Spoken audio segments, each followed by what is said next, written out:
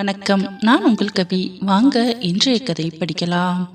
மறுநாள் காலை விடிந்தது. பிரேமாவின் கால்கள் கொஞ்சம் சரியாகிவிட்டது. வழக்கம் போல் இருவரும் கிளம்பி ஆபீஸிற்கு சென்றனர். பிரேமாவின் வருகைக்காக காத்திருந்தான் சுரேஷ். என்னங்க பிரேமா, இப்போ எப்படி இருக்கு? கால் ஓகேவா என்றான். இப்போ ஓகேங்க, கொஞ்சம் பரவாயில்ல என்றாள் அவள். ரொம்ப சந்தோஷங்க.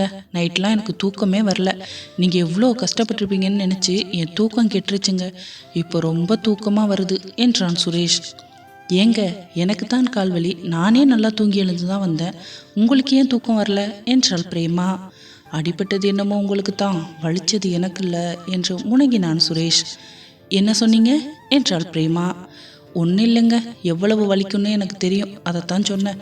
சரி சரி, வாங்க போய் வேலையை பார்ப்போம் என்று சொல்லிவிட்டு இருவரும் அவரவர்கள் வேலைக்கு சென்றனர். காவ்யா ஆபீஸிற்குள் வந்தவுடன் மாதவனை காணவில்லை. எங்கே இந்நேரம் வந்திருப்பாரு? இப்போ வரைக்கும் ஆளையே காணோம். என்னவா இருக்கும் என்று யோசித்து கொண்டிருக்கும் போதே மாதவன் வந்தான். Hello sir. என்ன சார் இவ்வளவு லேட்டு? பொறுப்பே இல்லை உங்களுக்கு. சீக்கிரம் வரணும்னு தெரியாத ஆஃபீஸ்க்கு என்றாள் காவ்யா. ஹலோ, என் டைம் என்னன்னு எனக்கு தெரியும், நீ ஒன்றும் சொல்ல வேண்டாம் என்றான் மாதவன். எதுவுமே சொல்லக்கூடாது. அப்போ என்னதான் உங்ககிட்ட சொல்றது? வேற ஏதாவது பேசுவோமா என்றாள் காவ்யா. என்ன பேச போற என்றான் அவன். நம்ம எதிர்கால வாழ்க்கை பற்றி. ஏய், என்ன பேசுற? உன் கூட வாழ்வேன் வேற நினைச்சிட்டு தான் சுத்திக்கிட்டு இருக்கியா என்றான் மாதவன். அப்புறம் என்ன சார், நான் எது பேசினாலும் பேசாதன்னா? நான் தானே உங்கள் அசிஸ்டன்ட். எந்த டவுட்னாலும் நான் உங்ககிட்ட தானே கேட்க முடியும். அப்புறம் எதுவுமே பேசக்கூடாதுன்னு சொன்னால் எப்படி? நம்ம 2 பேரும் டிஸ்கஸ் பண்ணி தான் ஒரு வேலையை செய்ய முடியும். நீங்கள் சீக்கிரம் வந்தால் தானே நம்ம சீக்கிரமாகவே டிஸ்கஷன் ஆரம்பித்து வேலையை முடிக்க முடியும். அதையும் கேட்கக்கூடாதுன்னா எப்படி? ரொம்ப மோசம் சார் நீங்கள் என்றாள் அவள். ரொம்ப புத்திசாலித்தனமாக பேசாத, போய் வேறு வேலை இருந்தால் பாரு என்றான் மாதவன். என் வேலையே உங்கள் கூட தான், நான் போய் வேறு என்ன வேலை பார்க்க போகிறேன்? சரி சரி, நீங்கள் காலையிலே ஏதோ டென்ஷனாக இருக்கீங்க போல். நான் ஒன்றும் பேசல சார். நீங்கள் வேலையை பாருங்கள், ஏதாவது வேணும்னா கேளுங்க, செஞ்சு தரேன் என்று அவளும் வேலையை தொடங்க ஆரம்பித்தாள். மாதவனுக்கு ஒரு நிலையாக இருக்க முடியவில்லை. காவ்யாவுடன் நெருக்கமாக பழக வேண்டும் என்றுதான் அவன் மனதில் தோன்றிக் கொண்டே இருந்தது. ஆனால் அவளை நெருங்கதான் முடியவில்லை. அவன் மனம் அலைபாய்ந்து கொண்டே இருந்தது. ஒரு முடிவை தெளிவாக எடுக்க முடியாத சூழ்நிலையில்தான் அவன் இருந்தான். காவ்யாவுடன் நெருங்கி பழகினால் எங்கு தன் சுயத்தை இழந்து விடுமோமோ என்ற பயம் அவனுக்குள் இருக்கத்தான் செய்தது. நாட்கள் மெதுவாக நகர்ந்தது. ஒருவர் மனதில் ஒருவர் இனம் புரியாத மாற்றத்துடன் அலைந்து கொண்டிருந்தார்கள். மாதவன் மனதில் காவ்யா, சுரேஷின் மனசில் பிரேமா. பிரேமாவின் மனதிலும் மெல்ல மெல்ல சுரேஷ் நுழைந்தான். காரணம், காவ்யா சுரேஷை பற்றி சொல்லும் விதம். பிரேமாவை அறியாமலேயே அவள் மனதில் சுரேஷை பற்றின ஒரு நல்ல எண்ணத்தை உண்டு பண்ணியது. இவர்கள் அனைவரும் ஒன்றாக இணைந்து ஒரு ப்ராஜெக்ட் ஒன்றை செய்து முடித்தனர். அந்த ப்ராஜெக்ட் நல்ல நிலைமையில் முடிந்தது. அதை கொண்டாடும் விதமாக ஆபீஸில் ஒரு டூர் ஏற்பாடு பண்ணப்பட்டது. இதில் விருப்பப்பட்டவர்கள் கலந்து கொள்ளலாம் என்றும் அறிவிக்கப்பட்டது. மாதவனும் சுரேஷும் கிளம்பிவிட்டனர். ஆனால் பிரேமா வரவில்லை என்று சொல்லிவிட்டாள். காவ்யா பிரேமாவிடம் பேசினாள். அக்கா ப்ளீஸ்க்கா, எல்லாரும் சேர்ந்து போகலாம் வாங்கக்கா, நீங்கள் வந்தாதான் ஜாலியாக இருக்கும் என்று அழைத்தாள். இல்லை காவ்யா, எனக்கு அங்கெல்லாம் வருகிற மனநிலை இல்லை. அந்த லீவில் நான் போய் என் பொண்ணை பார்த்துட்டு வரலான்னு இருக்கேன். அதனால தான் நான் வரலன்னு சொல்கிறேன், புரிஞ்சுக்கோமா என்றாள் பிரேமா. ப்ளீஸ்க்கா, வந்ததுக்கு அப்புறம் தான் லீவு வருதுல்ல, அப்போ போய்க்கலாம் ஊருக்கு. இதெல்லாம் மறுபடி கிடைக்காதுக்கா, இப்போவே அனுபவிச்சுக்கிட்டாதான் உண்டு. அவரும் கூட வராருக்கா, எனக்கு யாருக்கா இருக்காங்க உங்களை விட்டா? எனக்காக வாங்கக்கா என்று கெஞ்சினாள் காவ்யா.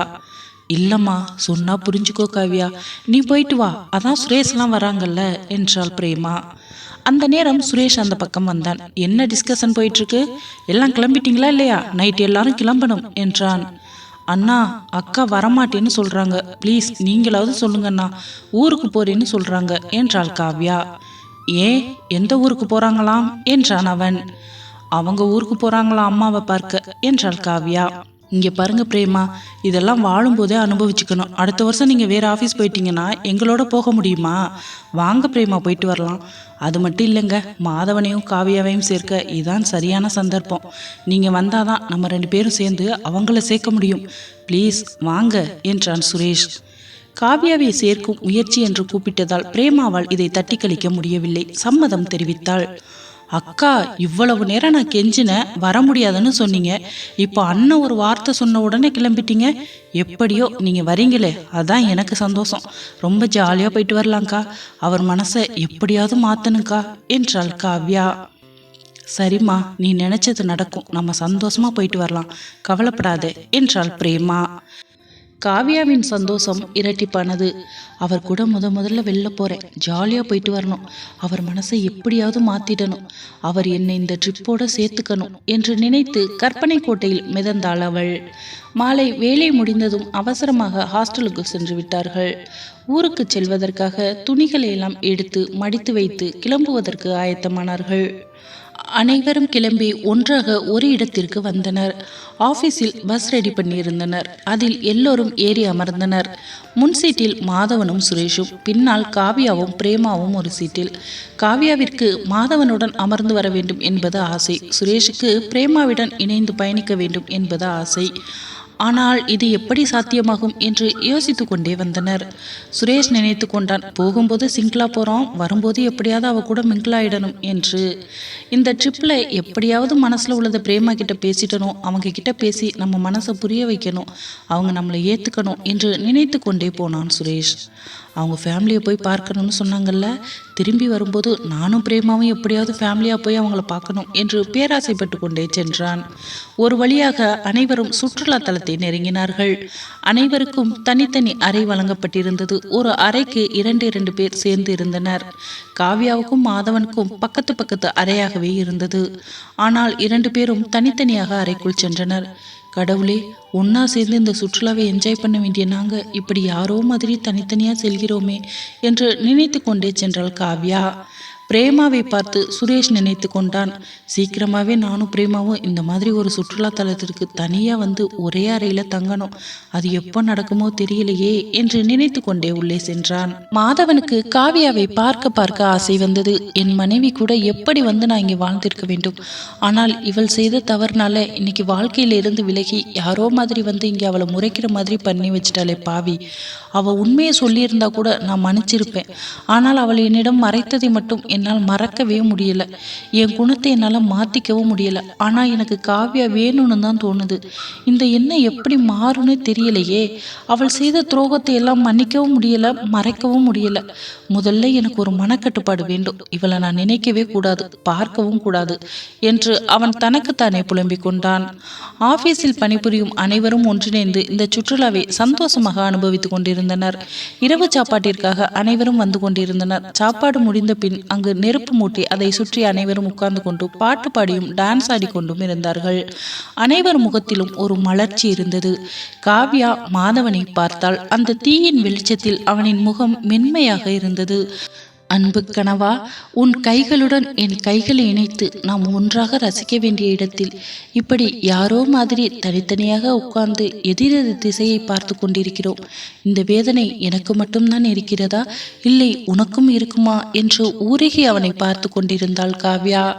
மாதவன் காவ்யாவை துளி கூட சட்டை செய்யவில்லை. காவ்யாவிற்கு வருத்தமாக இருந்தது, மனது வலித்தது. அந்த சூழ்நிலை அவளை ஏதோ வற்புறுத்தியது. கணவனுடன் இணைய வேண்டும் என்ற எண்ணம் அவளுக்குள் பொங்கி எழுந்தது. ஆனால் அவன் அதற்கு வழிவிடுவானா? இல்லை, இல்லவே இல்லை. அவன் திரும்பி கூட அவளை பார்க்கவில்லை. அந்த வேதனை அவளால் தாங்க முடியவில்லை. அந்த இடத்தை விட்டு எழுந்து அந்த கடற்கரை மணலில் சற்று தூரம் நடந்தாள். இந்த இருட்டில் யாரோ அவள் கையை பிடித்து இழுத்தார்கள். சற்றென்று கையை உதறிவிட்டு திரும்பி பார்த்தாள். பின்னால் நிற்பது கார்த்திக். தன்னிலை மறந்து போதையில் தள்ளாடி கொண்டிருந்தான். காவ்யா, என்ன நீ மட்டும் தனியா போயிட்டு இருக்க? நாம் என்ன உன் கூட துணைக்கு வரட்டா? எங்க போயிட்டு இருக்க இந்த இருட்டுல என்றான் கார்த்திக். கையை விடு, என்ன வேணும் உனக்கு? உனக்கு போத அதிகமாயிடுச்சு. தயவு செய்து இங்க இருந்து என்கிட்ட பேசுற வேலையெல்லாம் நீ வச்சுக்காத. உங்ககிட்ட பேசவே எனக்கு விருப்பம் இல்லை என்றாள் காவ்யா. என்னம்மா இப்படி பேசுற? உனக்காகத்தானே நான் எந்திரிச்சு இவ்வளவு தூரம் வந்தேன். தனியா போறியே, துணைக்கு வரவான்னு கேட்டா இப்படி பேசுற? நான் போதையில இருந்தாலும் தெளிவா தான் இருக்கேன். அதனாலதான் உனக்கு துணைக்கு வந்தேன் என்றான் அவன். இங்க பாருங்க கார்த்திக், உங்ககிட்ட பேச எனக்கு பிடிக்கல. நீங்க போங்க, நான் போகணும், வழிவிடுங்க என்றாள் காவ்யா. நம்மளை யாரும் கண்டுக்க மாட்டாங்க காவ்யா, எல்லாரும் என்ஜாய் பண்ணிட்டு தான் இருக்காங்க. உனக்காகத்தான் நான் இங்க வந்தேன். ப்ளீஸ் காவ்யா, மறுக்காத ப்ளீஸ் என்றான் கார்த்திக். டேய் தள்ளடா, கையை விடு ராஸ்கல், அரைஞ்சிடுவேன் பாத்துக்கோ. யார்கிட்ட உன் வேலையை காட்டுற? நான் யாருன்னு தெரியுமா உனக்கு? நான் கூப்பிட்டேன்னு வச்சுக்கோ, சுரேஷ் அண்ணனும் மாதவன் சார் வந்தா உன்னை என்ன பண்ணுவாங்கன்னு தெரியாது என்றாள் காவ்யா. உன்னையத்தான் உன் புருஷன் விட்டுட்டு ஓடிட்டானாமே, நீ தனியா தான் இருக்கியா? ஏன் அவங்க கூப்பிட்டா மட்டும்தான் நீ போவியா? நான் கூப்பிட்டாலாம் வரமாட்டியா? ஆமா, என்கிட்ட இல்லாதது என்ன அவங்க கிட்ட இருக்கு என்று தகாத வார்த்தைகளால் அவளை இழிவுபடுத்தி பேசினான். அவளால் அதற்கு மேல் தாங்க முடியவில்லை. ஓங்கி அறைந்தே விட்டாள். யார்கிட்டடா பேசிட்டு இருக்க? என் புருஷன் யார் தெரியுமா? எனக்கு கல்யாணம் ஆயிடுச்சுடா. என் புருஷன் என் கூட தான் இருக்காரு. அது தெரியாம என்னை பார்த்து உன் இஷ்டத்துக்கு பேசிட்டு இருக்க? உனக்கு அவ்வளவுதான் மரியாதை. இந்த இடத்த விட்டு ஓடிடு. என் வாழ்க்கை என் புருஷன் கூட மட்டும்தான். இன்னைக்கு அவர் என் கூட சேராம இருக்கலாம். அதுக்காக அவரை விட்டு நான் முழுசா பிரிஞ்சிடல. எப்போ இருந்தாலும் அவர் என்னை புரிஞ்சுக்கிட்டு தேடி வந்து என்னை கூப்பிட்டு போவாரு. இதெல்லாம் உனக்கு எப்படிடா தெரியும்? யாருடா உங்ககிட்ட சொன்னது நான் புருஷன் இல்லாம வாழ்றேன்னு? உனக்கு அவ்வளவுதான் சொல்லிட்டேன், ஓடிடு இங்க இருந்து என்று சொல்லிவிட்டு அவனை தள்ளிவிட்டு ஓடினாள் காவியா. ஓடியவள் யாரையோ இடித்துவிட்டு கீழே விழுந்தாள். விழுந்தது வேறு யாரும் இல்லை, மாதவன் தான். அவளை பின்தொடர்ந்து மாதவனும் வந்திருக்கிறான். இவள் பேசுவதை கேட்டுக்கொண்டு நின்று கொண்டிருந்தான். அவன் நிற்பது தெரியாமல் ஓடி வந்து அவனையே இடித்து அவன் மேலேயே விழுந்து கிடந்தாள். மாதவன் அவளது மெல்லிய ஸ்பரிசத்தை உணர்ந்தான். காவியாவுடன் முதலில் அவ்வளவு நெருக்கத்தில் இருக்கிறான். இதுவரைக்கும் அவன் காவியா பக்கத்தில் இவ்வளவு தூரம் நெருங்கியதே கிடையாது.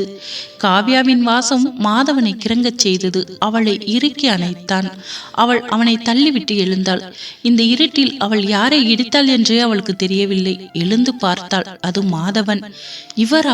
இவர் என்ன இங்கு செய்கிறார்? அவனை பார்த்தவுடன் அவளால் அழுகையை கட்டுப்படுத்த முடியவில்லை. பொங்கி வந்தது அழுகை. கடலலை பொங்குவதை விட அதிகமாக பொங்கியது காவியாவின் கண்ணீர். மாதவனுக்கு ஒரு நிமிடம் அசிங்கமாக போய்விட்டது. என்ன காரியம் செய்ய பார்த்தேன்? அவகிட்ட போய் என்னை நினைச்ச எனக்கே வெறுப்பா இருக்கு என்று நினைத்து கொண்டான் அவன். காவியா அழுது கொண்டே நின்றாள். நீங்க செய்த காரியம் எங்க கொண்டு வந்து நிறுத்திருக்கு பாத்தீங்களா? நான் ஒரு தப்பு பண்ணினேன்னு சொல்லி என்னை ஒதுக்கி வச்சிங்க. இன்னைக்கு நான் ஒதுங்கி இருக்கிறத காரணம் காட்டி ஆளால என்கிட்ட தப்பா நடந்துக்கிறாங்க. என் வாழ்க்கையை கேள்விக்குறியாக்கி நிக்க வச்சிட்டீங்களே.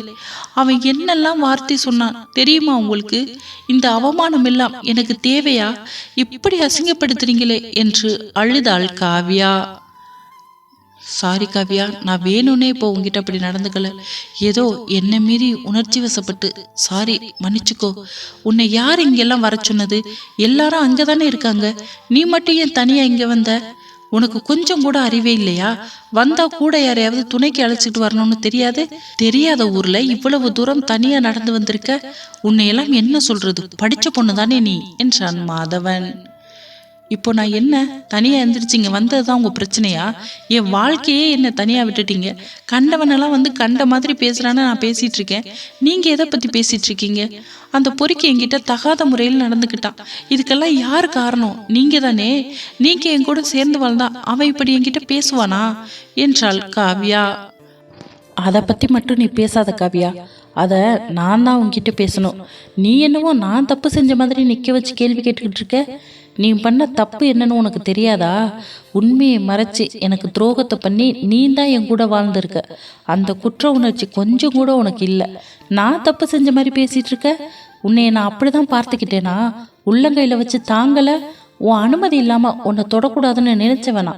நீ எத்தனை மாசம் என் கூட இருந்த வாழ்ந்த? என் நகம் உன் மேல பட்டிருக்குமா? அந்த அளவுக்கு கண்ணியமா நான் உன்கிட்ட நடந்துக்கிட்டேன். அந்த அளவுக்கு நான் உன்னை நேசிச்சேன், பாசம் காமிச்சேன், உண்மையா இருந்தேன். ஆனா நீ எதுக்குமே தகுதியானவளா நடந்துக்கலையே. ஆனாலும் நான் அதையெல்லாம் பொறுத்துக்கிட்டு உன்னைய மன்னித்து உன் கூட வாழணும்னு நினைக்கிறேன். அது எப்படின்னு தான் எனக்கு புரியலை. இப்போ நான் இந்த நிமிஷம் உங்ககிட்ட நடந்துக்கிட்டது என்னையும் தாண்டி நடந்த விஷயம். அதுக்கு நான் உங்ககிட்ட மன்னிப்பு கேட்டுக்கிறேன். வா போகலாம். இந்த விஷயத்தை பத்தி இன்னொரு தடவை என்கிட்ட பேசாத என்று சொல்லிவிட்டு அவளை கூட்டிக் கொண்டு நடந்தான். இவர் என்ன மனிதனா இல்ல கல்லா? என்ன நடந்தாலும் சுத்தி சுத்தி அந்த இடத்திலேயே வந்து நிற்கிறார். கொஞ்சம் கூட மனமிறங்கவே மாட்டேங்கிறாரே. இவர் திருந்துவாரா திருந்த மாட்டாரா? இவர் ஏத்துக்குவாருன்ற நம்பிக்கையில நான் அவரை சுத்தி சுத்தி வந்துட்டு இருக்கேன். கொஞ்சம் கூட எனக்காக இறங்கி போகவே மாட்டேங்கிறாரு. கடவுளே, இதுக்கு ஒரு வழியை நீ தான் காட்டணும் என்று நினைத்து கொண்டு அவளும் அவனை பின்தொடர்ந்து நடந்தாள். எங்க காவியா போயிட்ட? ஆளையே காணோம் என்றாள் பிரேமா.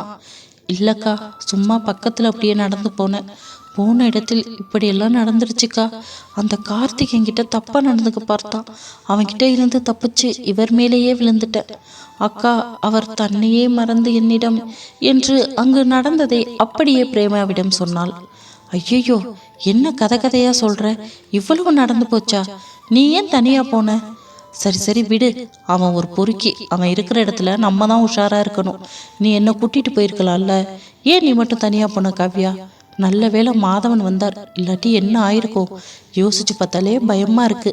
நீ கத்தினா கூட இங்க யாருக்கும் கேட்காது இந்த கடல் அலை சத்தத்துல. இனிமே நீ தனியா போகாத காவ்யா, என் கூடவே இரு என்றாள் பிரேமா.